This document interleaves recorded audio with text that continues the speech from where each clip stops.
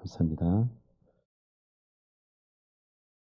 하나님 앞에 범죄해서 포로로 끌려간 바벨론의 이스라엘 백성들은 예언하신 말씀 그대로 역사가 증명해 주는 바에 예언하신 말씀 그대로 됐습니다. 그대로 정확하게 70년 만에 포로로 끌려간 땅에서 다시 돌아오게 됩니다. 기준점이 뭐냐면 1차 포로가 3차에 걸쳐서 그다음에 돌아오는 것이 귀환이 3차에 걸쳤는데 1차와 1차 기준으로 보면 정확하게 70년입니다. 1차가 스룹바벨과 여호수아가 이끌었던 1차 포로 귀환이고요. 그 후로 79년이 지난 후에 2차 포로 귀환이 있었고 그것이 아닥사스다 왕 때의 오늘 본문의 말씀입니다. 1차 포로 귀환 때 약 4만 9천 몇백 명 정도 됩니다. 약 5만 명 가량이 돌아왔고 2차 때는 한 1,900명 정도가 적은 숫자가 돌아왔습니다. 3차 귀환은 숫자 표시가 없습니다. 대부분의 학자들은 유다가 멸망하고 유다 지방에는 바벨론의 정책에 의해서 반란을 못 일으키게 하려고 유능하고 실력 있는 사람들은 모두 다 잡아가고 정말 소위 말하면 그 사회에서 쓸데없다 하는 사람들만 2만 명 정도를 남겨놓고 다 끌어갔다고 합니다. 그러니까 정확한 숫자를 알 수 없습니다. 학자에 따라서 100만 명이라는 사람도 있고 200만 명이라는 사람도 있고 그렇습니다만은 겨우 한 2, 3%만 고향에 돌아온 겁니다. 포로에서 돌아가는 거에 있어서 페르시아 왕이 그 숫자를 제한하지 않았습니다. 다 돌아가라 했습니다. 그러니까 이 돌아오지 않는 97%의 사람들은 자기가 원해서 포로로 끌려간 징계의 땅 바벨론에서 나 그냥 남아서 살겠다라고 결심한 겁니다. 왕은 분명히 누구든지 원하는 사람 돌아가도 좋다라고 허락을 했습니다. 그럼에도 불구하고 대부분의 사람들은 하나님의 약속이 있는 조상의 땅, 떡과 꿀이 흐르는 하나님의 축복이 있는 가나안으로 가는 것을 포기하고 유브라데 강 흐르는 바벨론에 그냥 정착해 살기로 결심한 겁니다. 물론 그런 결심, 돌아가지 않기로 하는 결심들이 쉽지는 않았을 겁니다. 오늘 갑자기 왕이 가도 좋다라고 말을 했습니다. 그 왕의 명령이 알려지고 사람들이 웅성웅성했겠죠. 어떤 사람은 좋아서 막 울고 어떤 사람은 이게 어떡하지? 가야 하나 말아야 하나. 가족 중에도 가자 하는 사람이 있고 하지 말자 하는 사람이 있고 원래 고대에는 움직이면 가족이 같이 움직여야 되는데 그렇게 또 나눠졌을 것입니다. 그러면 갈 것이냐 말 것이냐 이것을 나누는 그 기준점이 중심에 뭐가 있는가? 두고 온 것과 두고 갈 것, 이 사이의 갈등입니다. 가나안 땅으로 돌아간다면 얻을 것이 있죠. 대신에 여기서 놓고 포기하고 가야 할 것이 있습니다. 바벨론 땅에 남아있게 된다면 잃지 않아도 되는 것이 있고 얻을 수 있는 것들을 또 포기해야 되는 것들이 있습니다. 바벨론의 포로로 끌려오는 순간부터 이미 한 번은 마주쳐야 하는 결단의 선택의 시간입니다. 피할 수 없습니다. 바벨론으로 끌려오지 않았다면 하지 않아도 되는 고민이죠. 그런데 끌려왔기 때문에 할 수밖에 없는 고민입니다. 우리가 아담의 후손으로 멸망의 죄인이 아니었다면 다시 돌아갈 하늘나라도 필요 없겠죠. 아담이 범죄하지 않았으면 하나님이 굳이 하늘나라 안 만드셔도 에덴의 축복 가운데서 살게 되었겠습니다만 적어도 우리가 하늘나라에 돌아간다 한다면 이 땅에 사는 동안에 우리 무엇을 선택할 것인가 고민하지 않고 살 수는 없죠. 고민하지 않고 사는 사람들도 물론 많습니다. 내 하고 싶은 대로 하면서 사는. 그러나 우리는 하늘의 부르심을 받은 죄인들, 하늘의 부르심이 필요했던 죄인들이 하나님이 부르셨기 때문에 이제 하늘에 돌아가야 되는 사람들이죠. 그래서 우리에게도 놓고 가야 하는 것과 그리고 온전히 다시 얻기를 바라봐야 하는 것이 있습니다. 놓고 가야 하는 거 많습니다. 여러분이 아무리 아끼는 명품 옷, 가방, 신발 다 놓고 가는 것들이죠. 여러분의 집도 다 놓고 가는 것들이죠. 다 놓고 가는 겁니다. 안 놓고 갈 수가 없습니다. 가려면 놓고 가야 됩니다. 안 갈 수 없으니까 놓고 갈 수밖에 없습니다. 이번에서 11장에 보니까 그들이 이제 더 나은 본향을 사모하니 곧 하늘에 있는 것이라. 이러므로 하나님이 그들의 하나님이라 일컬음 받으심을 부끄러워하지 아니하시고 그들을 위하여 한 성을 예비하셨느니라. 나 천국 가기 싫어요. 그건 하나님 백성이 아니죠. 하나님이 그들의 하나님, 너희는 내 백성이고 나는 너희 하나님이다라고 말씀하는 사람들은 누구냐면 본향을 사모하는 사람들. 본향을 사모하는 사람들에게만 그것이 허락이 되는 거죠. 천국에 대한 소망이 1도 없는 사람은 하나님이 그들의 하나님 아니십니다. 천국에 대한 소망이 1밖에 없다면 분발해야 되고요.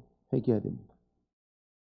세상이 너무 좋아서 천국에 대한 소망이 1이나 2밖에 없다면 그건 회개할 일이죠. 우리의 자녀들이 학교에서 성적표 받았는데 1점, 2점 받았다면 여러분 기쁜 마음으로 받을 수 있습니까? 똑같습니다. 바벨론에 지금 포로로 끌려왔습니다만 시간이 흐르면서 그곳의 생활에 적응합니다. 정착합니다. 그래서 가야 할 곳으로 돌아가는 것을 포기한 97%의 유대인들이 있습니다. 오늘날에도 하나님 나라 보면서 이 땅에서 우리가 믿음으로 살아가는 우리의 삶 속에서도 우리가 삶에서 붙잡아야 될 게 있고 포기해야 될 것들이 있는데 붙잡아야 할 것 포기하고 포기해야 될 것 못 놓고 붙들고 부들부들 떨고 있는 그렇게 아쉬워하면서 갈등하는 성도들이 얼마나 많습니까? 한 번도 그런 갈등 안 해본 사람이 누가 있습니까? 사는 동안 최선을 다해야 됩니다만 부르시면 놓아야 합니다. 그 부르심에는 큰 부르심으로 하나님께서 우리를 이 땅에서 하나님 나라로 부르시는 영원한 생명으로 부르실 때 우리 다 놓고 가야 되는 그 부르심이 있고 이 땅의 삶을 사는 날 동안에도 하나님이 우리를 부르실 때가 있어요. 우리 부르실 때가 있어요. 많이 부르시죠. 우리가 무시해서 그렇지. 외면해서 그렇지. 얼마나 많이 부르십니까? 기도의 자리로, 예배의 자리로, 봉사의 자리로, 섬김의 자리로. 얼마나 많이 부르십니까? 근데 그걸 못 놓기 때문에 못 오는 거예요. 예배 자리에 못 오는, 기도의 자리에 못 오고 봉사의 자리에 못 오는 거예요. 하나님이 좀 보자 하는데 못 오는 거예요.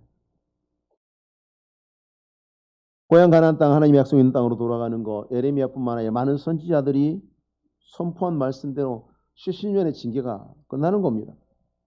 고향으로 돌아간다. 하나님 이제 징계 끝났으니까 벌 받을 거 다 받았으니까 이제 돌아오라는 것입니다. 그 징계가 끝난 것을 보여주는 분명한 신호로 베르시아 왕 아닥사스다의 조서가 발표되는데 이건 이스라엘의 유다의 왕들보다 훨씬 경건한 말을 아닥사스다가 합니다. 이거 보면은 히스기야가 쓴 것 같을 정도, 다윗이 썼나 싶을 정도의 말을 아닥사스다의 조서가 말하고 있습니다. 이스라엘 백성들에게 귀향을 허용할 뿐만 아니라 너희 돌아가서 예루살렘 성전에서 하나님 열심히 섬겨라. 신앙생활 잘해라. 에스라 따라가서 너희들 신앙생활 잘하고 내가 그걸 전폭적으로 도와줄게. 그게 조서의 내용입니다.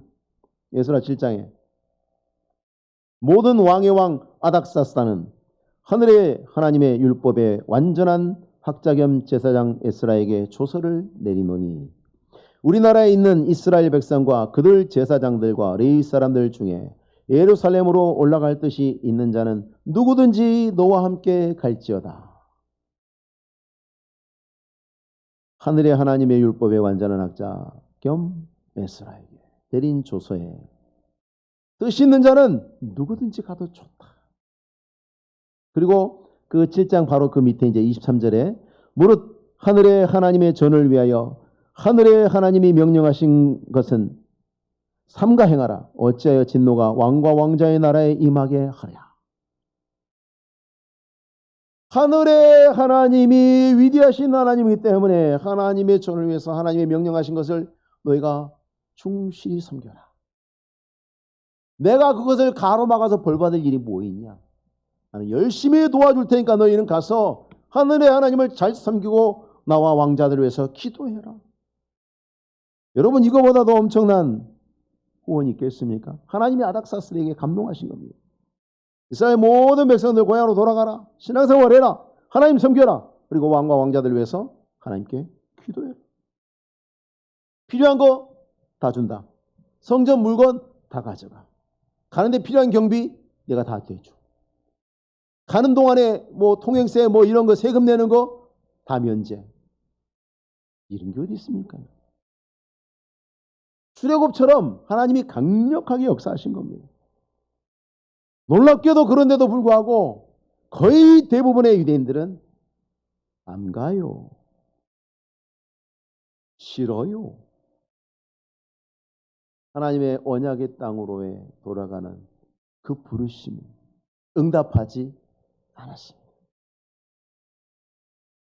97% 정도 됩니다. 오늘날 하나님의 뜻은 이전의 모든 시대보다 더 분명하죠. 기록된 하나님의 말씀이 모든 성도들에게 있습니다. 성경 보면 압니다.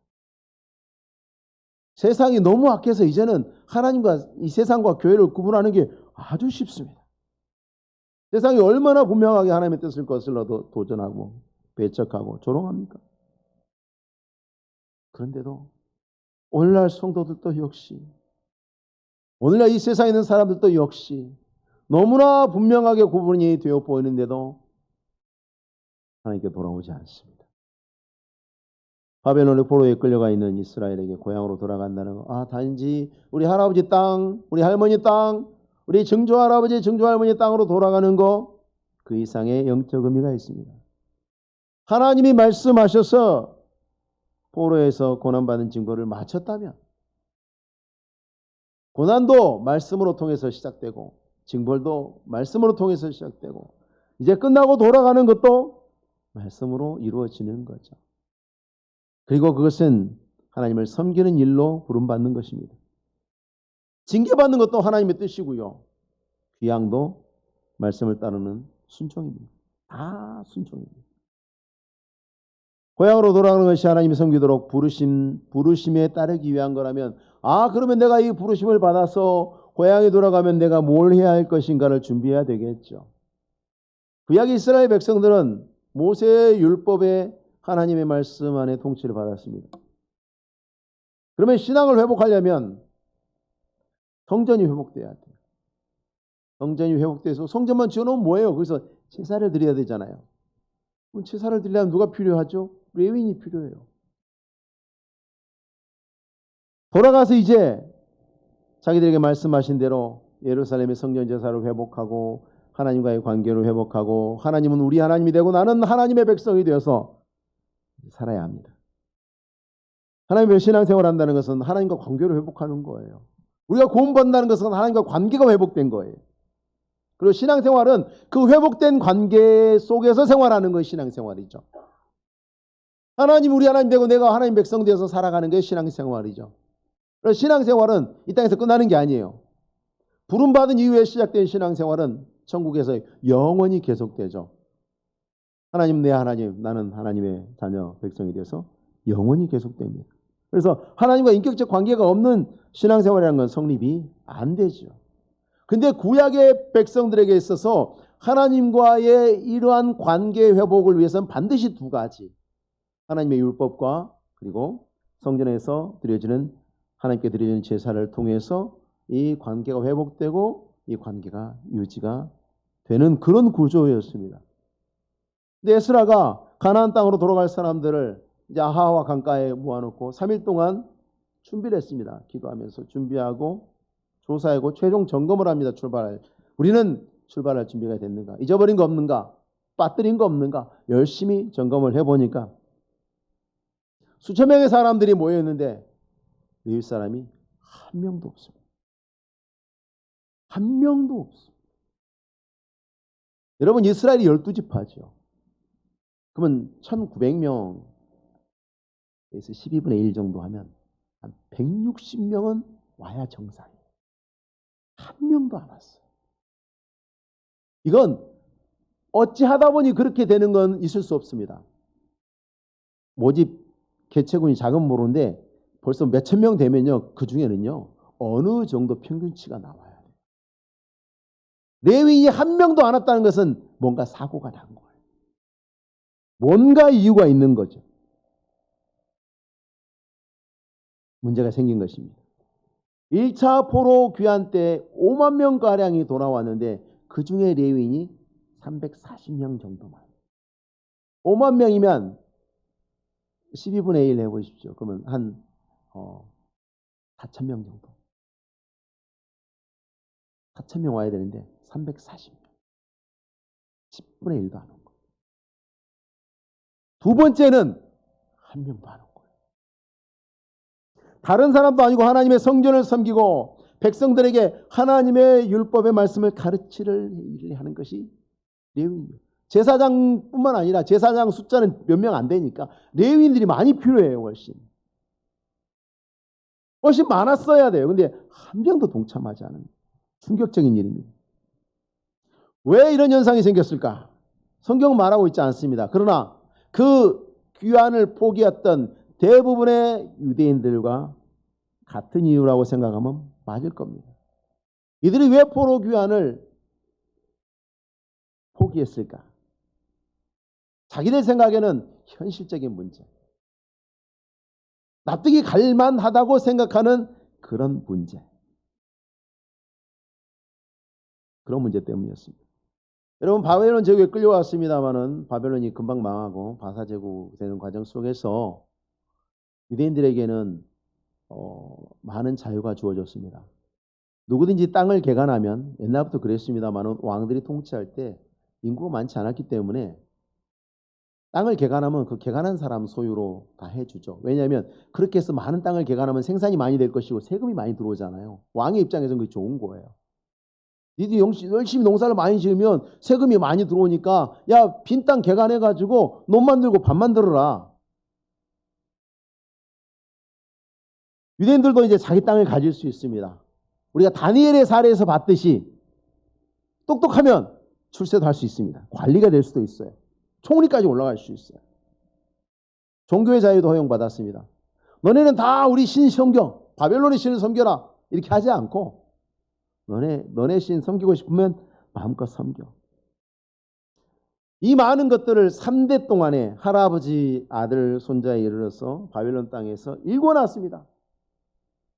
열심히 수고해서 이제 논도 수천 평 되고 이제 나무도 많이 심어서 이제 포도원도 가꾸고 감람나무도 많이 심어서 올리브도 많이 나고 잘 살고 있는데 갑자기 돌아가라. 여러분이 열심히 일해가지고 수백억 만들고 좋은 집에 좋은 차에 아침 저녁으로 스테이크 썰면서 이제 스테이크 썰어보자 딱 하는데 하나님께서 가자. 내일 아침부터 이제 스테이크 썰어야지. 그런데 오늘 저녁에 오셔서 하나님이 가자 그러시면 저도 약간 서운할 것 같아요. 몇 년은 썰고 가했으면 좋겠는데. 그 오랜 세월 갖고 놓은 거 다 놓고 가나안 땅으로 돌아가라 그러는데 이게 또 상황이 출애굽하면 달라요. 출애굽 때는요, 이스라엘 백성들이 가나안 땅에 딱 들어가니까 어떻습니까? 가나안 7 족속들이 그 땅을 다 개간해 놓고 우물 파놓고 감람나무, 포도나무 심어놓고 집 다 지어놓고 들어가서 살기만 하면 됐어요. 그냥 다 준비가 돼 있는, 소위 말하면 그 요즘 그 원룸 같은 데 들어가면 세탁기부터 해서 다 있잖아요. 그냥 몸만 들어가면 되는 상황이었는데 바벨론 포로에서 돌아오는 것은 그 상황이 아니었어요.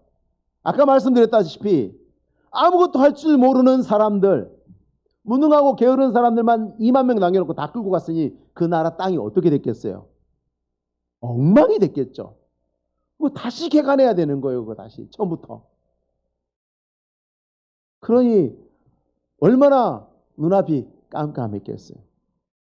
그동안의 모든 수고는 다 삭제하고 앞으로 그동안 했던 수고 다시 반복해야 된다고 생각해 보세요. 웬만큼 믿음 좋아서는 못 따라 나오는 거겠죠. 여러분, 그래서 이스라엘 백성들이 한 97%가 안 따라 나온 걸 이해를 하셔야 돼요. 이해는 돼요. 잘한 짓은 아니지만. 그럴 수 있겠다. 그만큼 시험거리가 될 수 있겠다. 근데 레위인들은 한 가지 이유가 더 있어요. 너무 더 결정적이고 중요한 이유. 레위인들이 성전에서 여러 가지 제사장의 힘든 일들을 도와주던 사람들인데 힘든 일 잘하죠. 그 사람들이 얼마나 또 부지런했겠어요. 그러니 바벨론에서 얼마나 또 열심히 잘 읽어서 했겠어요. 돌아가면 내 땅 가질 수가 없습니다. 가나안 땅 돌아가면 땅이 호적 등본이 다 있어. 요건 유다 땅, 요건 에브라임 땅, 요건 므낫세 땅, 다 주인이 있어. 내 땅, 레위 지파 땅이 어디 있어요? 레위 지파 땅 안 주잖아요. 그럼 백성들이 하나님께 드리는 거 가지고 생계를 유지해야 되는데 이스라엘이 왜 망했어요? 하나님 앞에 신앙생활 엉망으로 해서 망하지 않았습니까? 이스라엘 백성들이 신앙생활 엉망으로 하고 하나님께 드릴 거 안 드리고 하나님 섬길 거 안 섬기고 하나님은 화가 나셨지만 배고프고 힘든 건 레위 사람들이었어요. 백성들이 하나님께 안 드리니까 하나님 받아서 레위 사람들 줘야 되는데 제사장은 몇 명 안 되니까 제사장 정도까지만 돌아가고 레위 사람들한테는 안 돌아가는 거예요. 가난과 굶주림과 그 천대를 받으면서 살았던 그 할아버지들 조상들의 그 과거의 역사가 떠오르는 거죠. 고향으로 돌아가면 그 상황이 다시 벌어지지 않는다. 누가 장담해요? 손도 못 나서는 거죠. 한 명도 안 나오는 게 이해가 돼요. 오늘날 신학교 저희가 할 때 총신 신대원 경쟁률이 6대1 지금은요 조만간 미달입니다. 1점 몇 대 1이었어요. 미달 곧 납니다. 하물며 총신이 그래요. 다른 신학교는 말할 것도 없어요. 신학교 안 가요. 왜 안 갈까요? 똑같은 이유. 왜 안 갈까요? 고생길 화나니까. 인간의 생각으로 볼 때 좋은 거 다 버리고 고생길 택하는 거예요. 가나안 땅으로 돌아가는 거는. 여기에 에스라가 레위 사람들을 설득하기 위해서 두 가지 조치를 하는데요. 첫 번째가 모든 족장들을 다 파송합니다. 이에 포로에서 돌아가는 그 공동체의 족장들 다 불러 모읍니다. 너희가 가서 설득해. 에스라와 포로에 돌아가는 모든 사람들이 레위 사람들을 간절히 원하고 존중한다. 우리가 당신들 너무 소중한 사람들이야. 이걸 표현한 거예요. 대표자들 다 뽑아서 가는데 에스라는 레위 사람들이 뭐 걱정하는지 알고 있어요. 그래서 족장들을 보내서 확증한 거예요. 너네 가면 우리가 책임진다. 고생 안 시킬게. 고생 같이 해도 고생 같이 하고 살아도 같이 살고 죽어도 같이 살자. 우리 이름 석자 걸고 맹세할게. 가자. 라고 대표자가 설득한 거예요. 두 번째는 할 말을 일러주었다 이렇게 되어 있어요. 할 말을 일러주었다. 에스라가 레위인들을 설득할 때요. 사탕발림 하지 않았습니다. 가면 뭐 그냥 땅도 줄까? 뭐 이런 거 안 합니다. 그 율법을 어기고 레위 사람들에게 땅 줄 수 없어요. 하나님 율법인데. 17절에 보시면 무슨 말을 했는지 이게 그 대사죠. 우리 하나님의 성전을 위해서 섬길 자를 데리고 오라. 포로에서 돌아가는 이스라엘 모든 사람들 하나님을 섬기기 위해서 돌아가는 거죠. 하나님을 섬기기 위해서. 야 우리도 돌아가면 고생이고 너네도 고생할 거야. 근데 우리가 왜 돌아가냐? 하나님 섬기기 위해서 돌아가는 것이다. 네가 여기 있으면 편하게 잘 먹고 잘 살면 편할까? 하나님이 부르셨는데 돌아가지 않는 우리가 하나님 앞에 복되다 할 수 있겠느냐? 진리로 설득한 거죠. 우리 하나님의 백성이니까 신앙생활 해야지. 하나님이 돌아오라 했는데 돌아가지 않는 건 여기 남아있는 것은 신앙생활 아니야. 우리가 사람들에게 신앙에 나오도록 권할 때에 요청할 때에 무조건적인 복을 남발하거나 그런 사탕발림 하듯 하는 것은 잘못된 겁니다. 하나님이 주시는 복은요. 이 땅과 하늘에서도 복이 있지만 고난을 겸하여 받는 것입니다. 예수님이 말씀하셨지 않습니까? 마가복음에서 예수께서 이르시되 내가 진실로 너희에게 이르노니 나와 복음을 위하여 집이나 형제나 자매나 어머니나 아버지나 자식이나 전토를 벌인 자는 현세에 있어서 집과 형제와 자매와 어머니와 자식과 전토를 백배나 받되 박해를 겸하여 받고 내세 영생을 받지 못할 자가 없느니라. 하나님이 영육간의 복을 주시기는 하는데 그리고 금생과 내 생에 복을 주시긴 하는데 고난도 반드시 있다라는 것을 말씀을 해야 됩니다. 있어요. 그건 사실입니다. 바벨론 땅이 물론 있으면 편하긴 하겠죠. 이미 세상은 바뀌었고 상당한 자유를 허락받았고 이미 일궈놓은 땅은 씨만 뿌리면 농사 잘 되고 우리 자식들 좀 똑똑한 녀석 나오면 출세해서 고위직이 될 수도 있고 우리가 모여서 하나님 앞에 예배한다고 모여서 말씀도 있고 다 할 수 있어. 굳이 가나안 땅 돌아가지 않아도 하나님 앞에 신앙생활하고 경건한 믿음으로 사는데 문제가 없어 보여요. 적어도 그렇게 보이는 것 같아요. 근데 중요한 게 빠졌죠. 예루살렘에 성전을 세우고 그곳에서만 하나님께 제사하고 그곳에서만 하나님을 예배할 수 있다는 하나님의 법이 바뀌지 않았어요. 예수님 오시고 나서 바뀐 거예요. 그 전까지는 이 법을 따라서 하나님을 섬겨야 했었어요. 그러니까 포로에서 돌아가라고 허락하신 후에는 가나안 땅에 돌아가지 않으면 진정한 신앙의 회복, 하나님과의 관계의 회복은 이루어질 수 없었던 거예요. 왜? 어떤 의미에서? 불순종. 이스라엘이 유다에 있을 때는 너희는 바벨론 왕이 사로잡아 가면 순순히 따라가라. 발버둥 치지 말고 순순히 따라가라. 가서 징계의 70년. 징계가 끝나면 이제 끝났으니까 돌아와라. 그러면 가라면 가고 오라면 와야 되는 거예요. 그게 신앙생활이에요. 그게 순종이고. 그런데 이러한 순종이 없으면 진정한 신앙 회복은 있을 수가 없죠. 수많은 백성들이 가진 것을 잃을 것에 대한 염려, 앞으로 해야 될 고생에 대한 근심 때문에 또 레위인들은 그 근심과 염려가 훨씬 컸죠. 그런데 반드시 치러야 할 대가라는 것을 잊지 말아야 합니다. 여러분 신앙생활 대가 없이 신앙생활 할 수 있습니까? 우리는 동시에 두 곳에 있을 수 없습니다. 예배 자리에 있으면 어딘가에 갈 수 없습니다. 여러분. 하나님 앞에 일하는 시간만큼 다른 거 할 수 없습니다. 하나님께 드리는 물질만큼 다른 것에 쓸 돈 줄여야 합니다. 어디 대가 없이 신앙생활 합니까? 자녀를 키우는 것도 그렇지 않습니까? 대가 없이 자녀 키울 수 있습니까? 자녀 나오면 엄마 몸 망가집니다. 이 아이 돌보려면 부모가 낮에는 일하고 밤에는 예보고 잠은 졸고 그러면서 쓰는 겁니다. 그런 거 싫다고 애 안 낳는 사람들도 있긴 합니다. 요즘 시대에. 애 낳아서 키우기 힘들고 돈 많이 들어가니까 그 돈으로 나를 위해서 쓰겠다. 누가 가르쳤는지 모르겠습니다만 세상에 그런 생각들, 인본주의적인 생각들 있습니다. 에스라는 신앙생활 하려면 대가 치러야 된다는 사실 부정하지 않았습니다. 떠나려면 대가를 치러야 되고 도착해서 또 대가를 치러야 합니다. 힘겨운 일입니다. 다만 레위인들에게 너희가 하나님의 성전에서 섬기지 않으면 하나님이 받으시는 신앙생활 할 수 없다는 것을 분명하게 일깨워 준 거예요. 돌아오라라고 하나님께서 명령하시고 선포하셨습니다. 그건 돌아가야 돼요. 그때부터는 성전에 있지 않으면 신앙생활이 아닌 거예요. 그 전까지는 징계로 보내놓으셨기 때문에 그 안에서도 드려지는 예배 하나님이 받으셨어요. 근데 이제 돌아가라. 징계 끝났으니까 이제 집으로 가라 했을 때는 성전에 가서 예배해야 하는 것입니다. 원래 그들이 있어야 하는 신앙의 자리로 돌아가야 하는 때하고 징벌로 끌려와 있을 때는 분명히 다른 겁니다. 코로나19로 인해서 성도들이 모여서 예배할 수 없을 때 그때하고 지금처럼 이제 모여서 예배할 수 있게 됐을 때하고 영상 예배가 주는 의미가 다른 겁니다. 코로나19는요.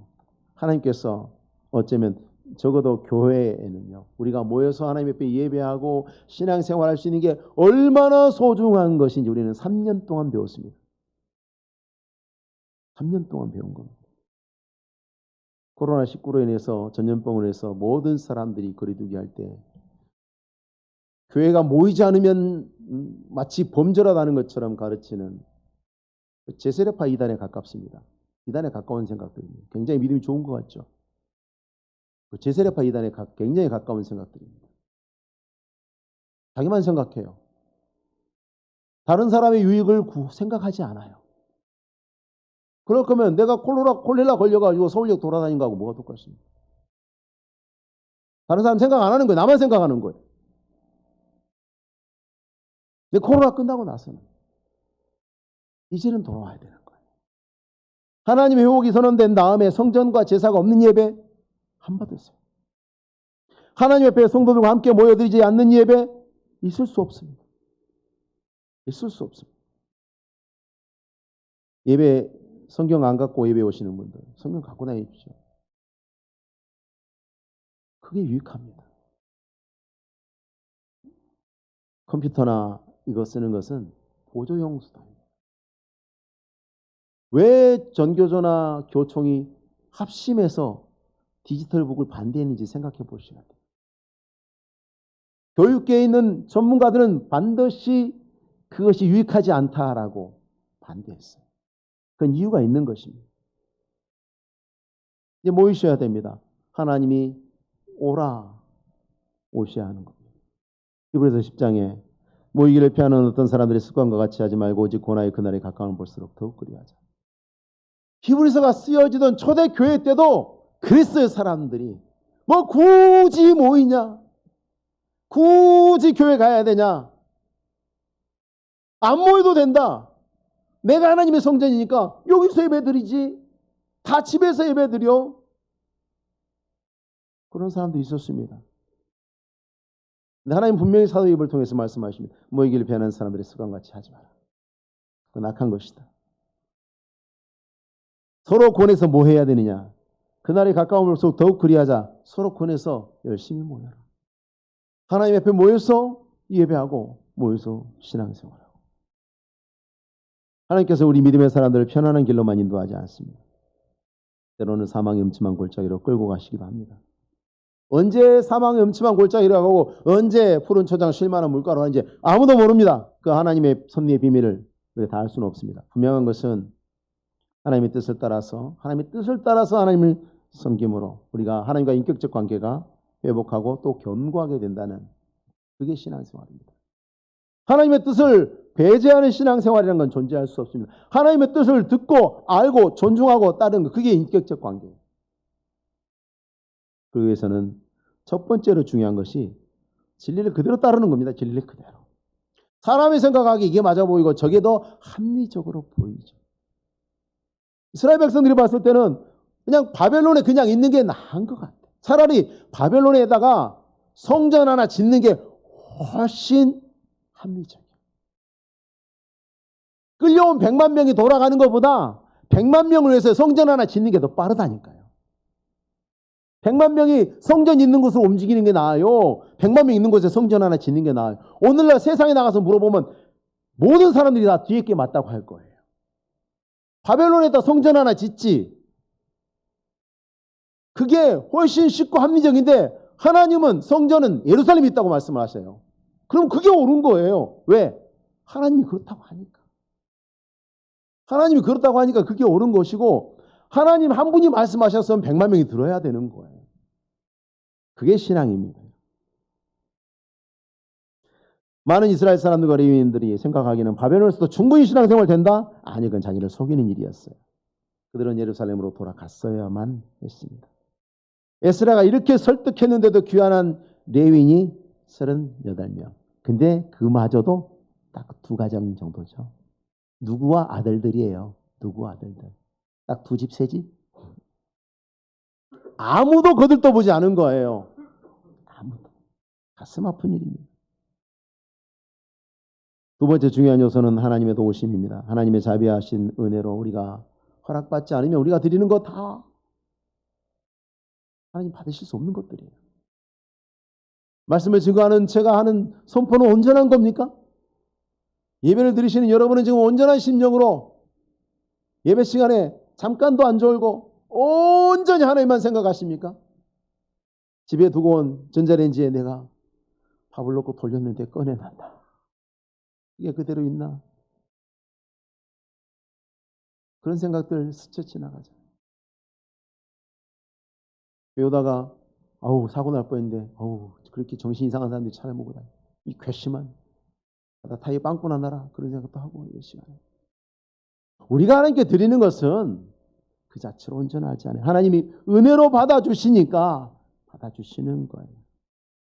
그래서 우리는 하나님의 도우심을 항상 사모해야 됩니다. 에스라는 아닥사스다 왕이 가라고 하고 도와준다고 했지만 실제로 이스라엘을 가게 하시고 도우시는 분은 하나님이라는 것을 잊지 않았습니다. 그래서 가는 길에도 왕이 보낸 군대가 아니라 하나님의 도우심으로 안전하게 하옵소서 기도하고 허락하시는 응답을 받았습니다. 20절 말씀에 우리 하나님의 손은 자기를 찾는 모든 자에게 선을 베푸시고 우리가 스스로 겸비함으로 하나님의 진리를 따라서 하나님 진리가 무엇입니까? 하나님의 뜻이 무엇입니까? 제가 어떻게 할까요? 하나님을 찾는 그 모든 자에게 선을 베푸십니다. 그들이 어떤 대가를 치렀더라도 하나님께서 선으로 은혜를 베풀어 주셔서 응낙하심을 받게 하실 것입니다. 이 같은 은혜가 어떤 대가를 치르더라도 하나님의 말씀에 따르고 순종함으로 말미암아서 하나님이 기쁘게 받아주시는 선을 베풀어 주시는 그 은혜가 풍성하시기를 주의 이름으로 축원합니다. 기도하겠습니다. 하나님 아버지 감사하고 감사합니다. 하나님의 부르심이 있을 때마다 우리가 순종하는 지혜를 주옵소서. 이것이 옳고 저것이 그른지를 이렇게 따져보고 저렇게 계산하는 것이 지혜가 아니라 주의 말씀을 따르는 것이 지혜인 것을 알게 하옵소서.